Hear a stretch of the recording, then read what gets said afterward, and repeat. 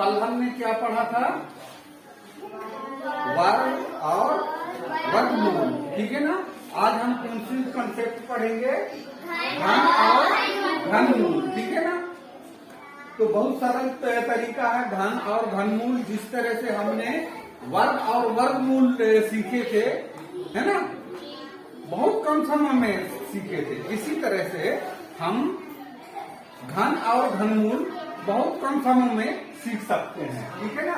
तो पहला हमारा घन है। यहाँ दिया हुआ है हमारा निर्देश कि किसी संख्या को 2 बार गुणा करने के बाद प्राप्त संख्या दी गई संख्या के घन कहलाता है ना।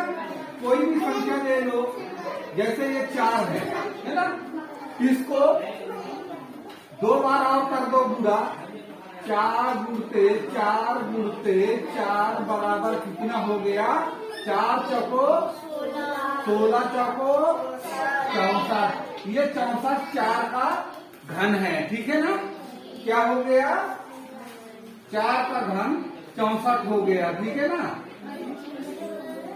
तो इस तरह से हम ये निकाल लेते हैं, ठीक है ना। इसी तरह से हम 1 का घन निकालते हैं। एक का घन कितना होता है? 1। 2 का घन कितना होगा? 8।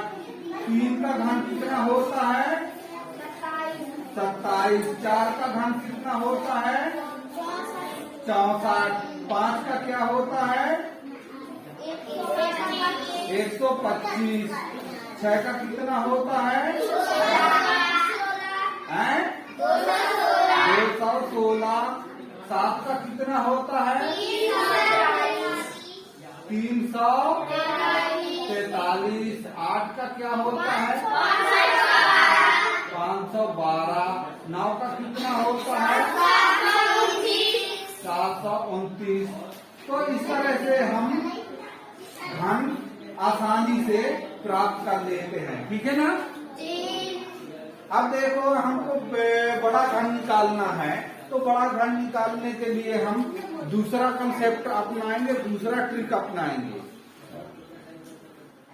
देखो दहाई अंक का हम क्या निकाल रहे हैं? घन निकाल रहे हैं, ठीक है ना। इसी तरह से हम वो कर लेंगे, 3 लाइन खींच लेंगे, ये हो गया। अब देखो भैया हम क्या करते हैं कि 1 का हम क्या निकालते हैं? घन निकालेंगे, कितना होगा? 1 का घन कितना होता है? अब देखो यहाँ क्या करते हैं, हम हमेशा 3 अंक लाते हैं, है ना। तो 3 अंक लाने के लिए हमको यहाँ 0 रख देना है। अब 1 का घन निकालेंगे तो कितना होगा? 1 ही होगा, है ना। 1 होगा ना जी। अब देखो क्या करते हैं, 11 गुणते 3 का 2 कितना हुआ? 33 हुआ। ये 33 को हम यहाँ रख देते हैं और जोड़ देते हैं, तो कितना हुआ? 1 3 3 1। ये 11 का क्या निकल आया? घन निकल आया, है ना। क्या ऐसा कर पाओगे? कर लोगे? तो 12 13 14 15 का निकालो, है ना।